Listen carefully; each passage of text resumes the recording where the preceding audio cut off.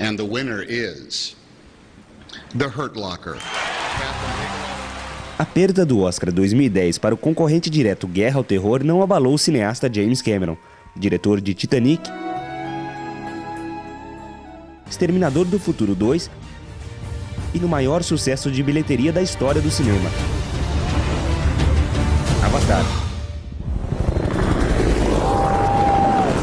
Também não foi o retorno financeiro arrecadado pelo blockbuster, mais de 2,5 bilhões de dólares em todo o mundo. Para Cameron, o grande mérito alcançado por Avatar foi a imensa repercussão da mensagem ambiental transmitida pelo filme. Um congregado de enfrentamento político, espiritualismo e preservação da natureza.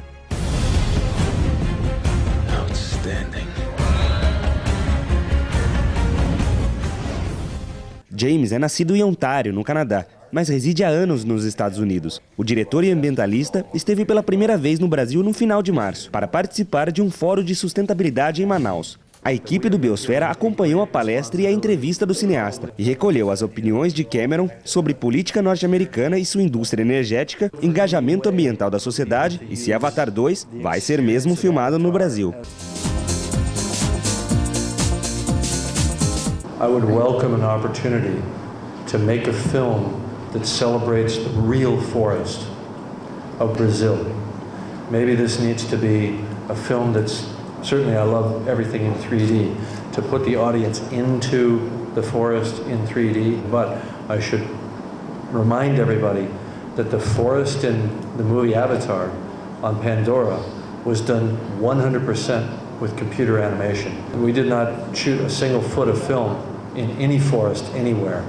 And when we make the second film, we'll do it the same way because the style has to be the same. So for me to shoot here, I have some different opportunities. Perhaps I could make a documentary that's associated with Avatar. Maybe I could come here with the actors. Maybe we could enter the rainforest. Maybe we could talk to some of the indigenous people. Maybe we could raise world awareness with some kind of project like that that's associated with Avatar.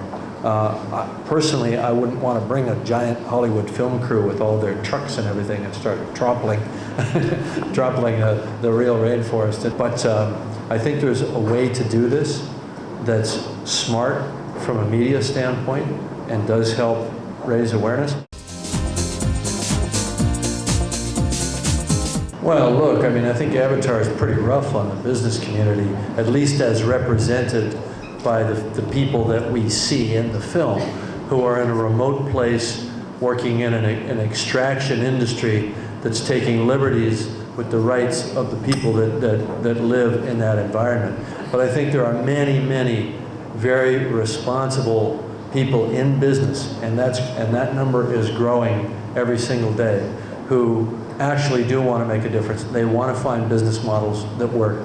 They want to find ways that they can make jobs and create innovation in a direction that's positive.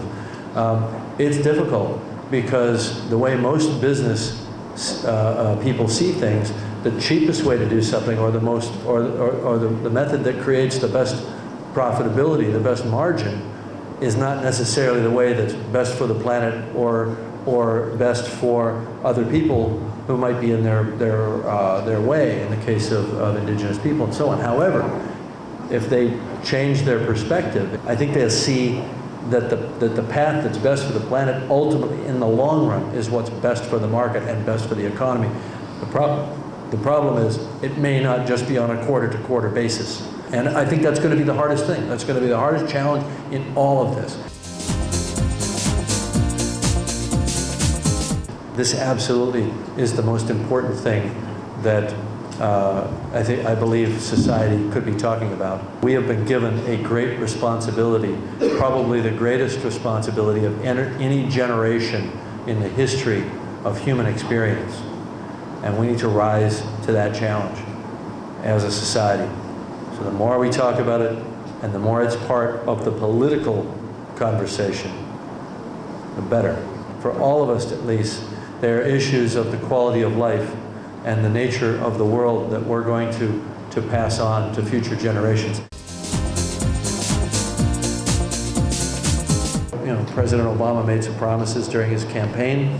I think he needs to focus more on these issues. And while universal health care is an admirable idea, you can't have health care in an unhealthy planet. You can't do it. So I just think they're missing the point.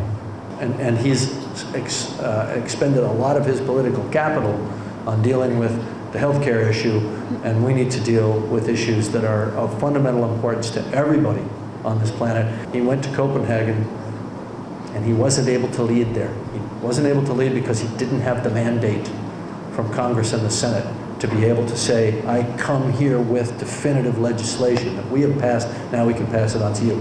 His hands were tied. He's a smart guy. He's very charismatic.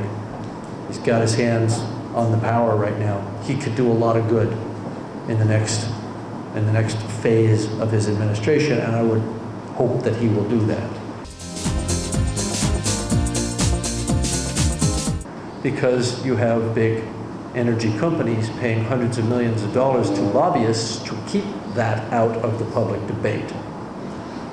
And I think that we need leadership in this area. And the sooner we get off oil, the better off we're going to be. The sooner we get off coal, the better off we're going to be. We won't put as much carbon into the air. We won't have to fight wars. We won't have to pretend to be friends with countries that we fundamentally disagree with on issues of human rights. You know, this all seems very obvious to me. And I believe it's obvious to President Obama as well, because he's a man of conscience.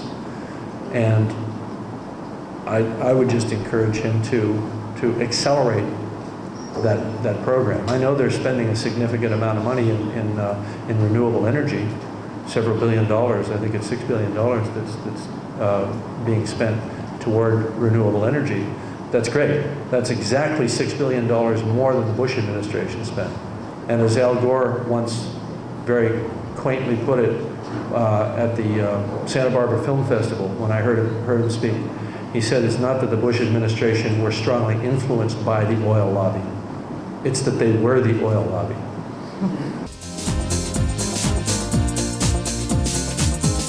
Political will is always just an extension of the public mandate.